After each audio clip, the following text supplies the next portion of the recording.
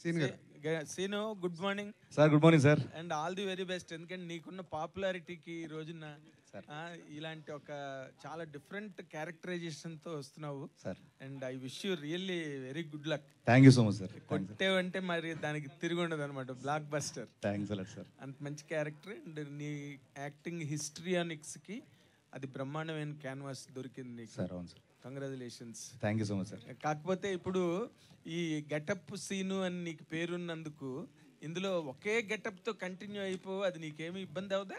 Getup ఒకటే sir, కానీ emotions, ఈ కామెడీ, ఆ సిచ్యువేషన్స్, ఆ క్యారెక్టర్స్ ఇవన్నీ కొత్తగా ఉంటాయి సార్. సో దాంట్లో ఇది మనకు కనిపించదు సార్. ఓ ఎమోషన్స్ లో న్యూ గెటప్స్ అన్నమాట. అంతే సార్. అంతేనా? అంతే సార్. తర్వాత ఇప్పుడు అంతా ఏపీ అంతా వెళ్ళొచ్చావు, అసలు ఏంటి నీ తాలూకు అబ్జర్వేషన్ ఏంటి, నీ మీద వస్తున్న కామెంట్స్ ఏంటి, నువ్వు వాటిని ఎట్లా రిసీవ్ చేసుకుంటున్నావు? Happy sir. అందరికీ నచ్చం కదా సార్, ఏ మనిషి అందరికీ నచ్చరు సార్. అదే కొన్ని సందర్భాల్లో దిగినప్పుడు తప్పదు సార్ అది. సో డెఫినెట్గా నాకు అభిమానం ఉంది కాబట్టి, అభిమానం చాటుకునే అవకాశం వచ్చింది కాబట్టి వెళ్ళాను, వచ్చాను సార్. ఎలా ఉంది పవన్ కళ్యాణ్ గారు వేవ్ ఎలా ఉంది? చాలా బాగుంది సార్. అవునా? చాలా చాలా బాగుంది. అంటే కాదు, అక్కడ పిఠాపురంలో 1,00,000కి పైగా మెజారిటీ అంటున్నారు పక్కన. అవును సార్. అవునా? అన్నాను కదా సార్ ఆల్రెడీ. అదే అంటున్నా. అంటే నార్మల్గా మీరు ఫీల్డ్ లెవెల్లో తిరిగి వచ్చారు కాబట్టి మీ మాట బాగా క్యారీ అవుతుంది ఇప్పుడు యాస్టీస్గా. నువ్వు అది కొంచెం స్పష్టంగా చెప్పాలి. అవును సార్, నిజంగానే. అంటే నేను 1,00,000 మెజారిటీ అని అన్నావంటే అక్కడ అంత బాగుంది కాబట్టి, ఆ వేవ్ అంత బాగుంది కాబట్టి ఆ మాట వచ్చింది సార్. ఓకే. తర్వాత ఇప్పుడు పవన్ కళ్యాణ్ గారికి ఒక్కరికి, జనసేన ఒక్కదానికే నువ్వు సపోర్ట్గా వెళ్ళావా, లేకపోతే మొత్తం కూటమిని సపోర్ట్ చేసేవా? ఎట్లా? నేను అనకాపల్లి వెళ్ళాను సార్, తర్వాత కాకినాడ రూరల్ తిరిగాను సార్, తర్వాత పిఠాపురం తిరిగాను సార్. మళ్ళీ ఓకే. ఈ యాక్షన్ అండ్ రియాక్షన్స్లో ఏది ఎక్కువగా స్ట్రాంగ్ ఎడ్జ్లో ఉంది, ఏది రేపు గవర్నమెంట్ ఫామ్ చేస్తున్నదని నీకు అనిపించింది? నేను కేవలం ప్రజెంట్ ప్రచారం చేయడం కోసం లేదు సార్, నేను సర్వేలు చేయలేదు సార్. సర్వే చేయలేదు. బట్ మీ ఆనికి మీరు చాలా తెలివైన వాళ్ళు కదా, మీరు వెళ్ళిన తర్వాత ఊరికి అంత ఈజీగా వచ్చేస్తారు వెనక్కి? లేదు సార్, లేదు సార్. నిజంగానే నేను ప్రచారం చేశాను హ్యాపీగా. అక్కడికి వచ్చిన అభిమానులు కానీ, ఆ గ్రామస్తులు కానీ, పిఠాపురం ప్రజలు కానీ, ఏ కాన్ఫరెన్స్కి వెళ్తే అక్కడ వాళ్ళందరూ వచ్చి ఆ ప్రేమను చూపించినప్పుడు నిజంగానే ఆ వైపు వస్తుంది సార్. ఇక్కడ భారీ మెజారిటీ రాబోతుంది, ఇక్కడ గెలుస్తారు పక్కగానే, అది చూశాను sir. Very nice, very nice. Thank you sir. Sir Seenu గారు, సార్ జనసేన కోసం వెళ్ళారు, బాగుంది. కానీ మీకు మీరే వెళ్ళారా, లేదంటే నాగబాబు గారు ఆహ్వానించారా, పార్టీ వాళ్ళు ఎవరైనా? నేనే కాదు సార్, ఇప్పుడు వరకు వెళ్ళిన వాళ్ళు అందరూ మేము ఫోన్ చేసి మరీ సెల్ఫ్గా మేమే అడిగితే వాళ్ళు ఒక డేట్ చెప్తాం అప్పుడు రండి అని చెప్పి అలా వెళ్ళాను సార్.